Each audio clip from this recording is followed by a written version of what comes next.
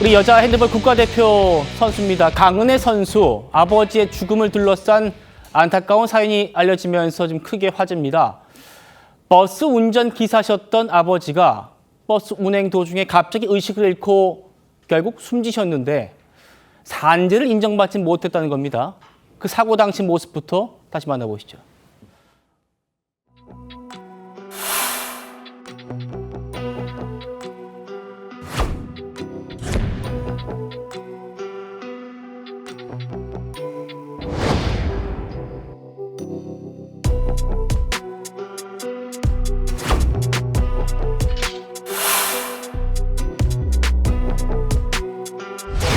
가슴 통증이 있으셔가지고 단순히 소화불량 약간 그런 걸로 생각하시고 병원을 예약하셨다가 배차 시간 때문에 일단 우선 일을 나가셨고 그 버스 내에서 결국엔 쓰러지신 상황이거든요.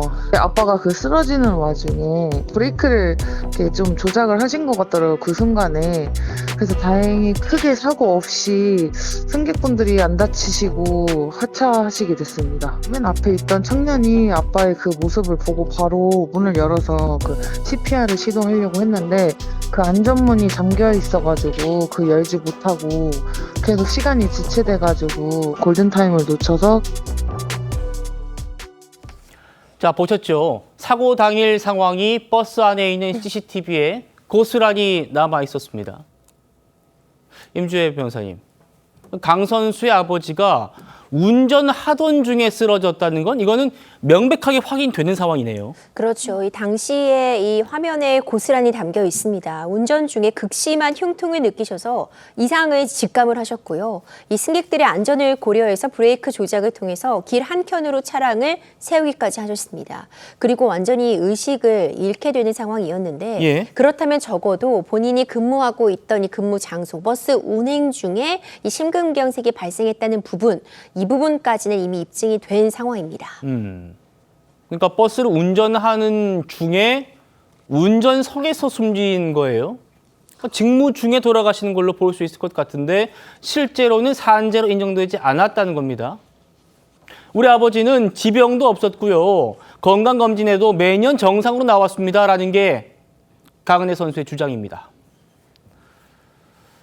아빠가 12년 동안 거의 서울 시내에서 계속 근무를 하셨고 계속 정규직으로 일을 하시다가 정년퇴임을 하시고 회사에서도 아빠가 큰 문제가 없고 사고도 크게 문제가 없고 그러니까 계속 숙닥으로 이제 고용하신 것 같아요. 그 시간 기준치에 미흡하다는 그 결과를 받았고요. 근로 시간 주 52시간인가를 초과를 해야 되는데 그걸 초과하지 않았다 그러더라고요. 항상 건강관리 꾸준하게 하셨고 술, 담배는 아예 안 하셨고 술은 진짜 한 번씩 너무 스트레스 받으면 1년에 한두 번? 많으면 두세 번 정도 맥주 한 캔? 그 정도 드셨고요. 등산도 맨날 친구들이랑 가시고 일 끝나고 오시면은 팔당대교 걸어갔다 오시고 저희 아빠가 건강에는 진짜 엄청 책임감이 강하셨거든요. 그래서 내 몸 걱정 말고 너 몸이나 걱정하라고.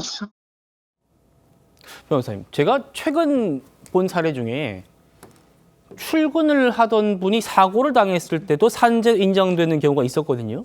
그런데 이건 분명히 근로 중에 사망하는 거잖아요. 그러니까 물론 정확하게 따지면은 근로 중에 쓰러지셨고 이송 이후에 사망 판정을 받았습니다만 근로 중에 쓰러진 게 지금 사망의 근본적인 원인으로 보이는데 근로복지공단은 왜 산재가 안 된다는 겁니까? 정확하게 짚어주신 것처럼 이 심근경색이 처음 발발한 지점은 이 버스가 운행 중인 상황이었기 때문에 이후에 CPR 등의 조치를 하면서 병원으로 옮겨져 사망을 했다고 해도 기본적으로 근무 중이었던 것으로 보입니다. 여러 산재 관련 사례들을 보더라도요.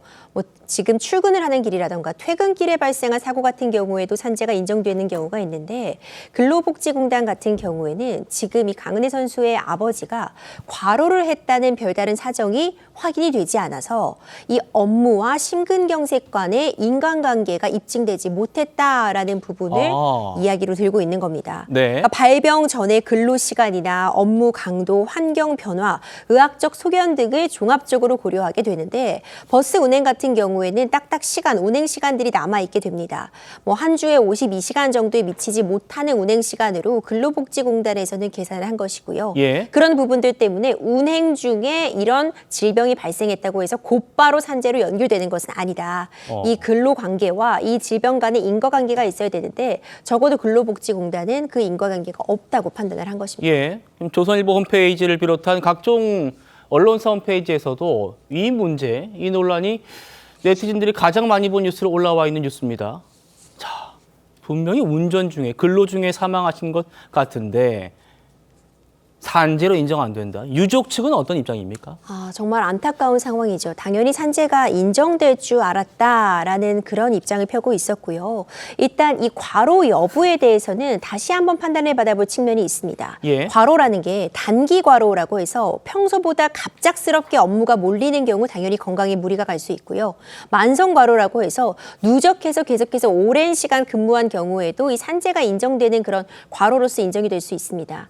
이번 사안 같은 경우 적어도 근로복지공단에서는 초과 근무가 없었다 내진 무리한 업무가 없었다라고 해도 지금 유족 측의 주장에 따르면 오전 오후 쪽 교대하는 근무 형태이기 때문에 네. 일단 불규칙할 수밖에 없었고 주말에도 추가로 근무를 해야 되는데 이마저도 불규칙했기 때문에 생체 리듬에 좋을 수가 없었다라는 취지의 주장을 하고 있는 겁니다. 네. 여기다 덧붙여서 원래 12년간 근무를 하다가 이제 1년씩 계약을 다시 연장하는 촉탁직으로 계속 업무를 해오고 있었는데 예. 이때 재계약할 때 항상 얘기가 되는 것이 에코 시스템이라고 해서 내 운전 습관을 점수화해서 또 회사에서 계속 평가를 하고 있었다고 합니다.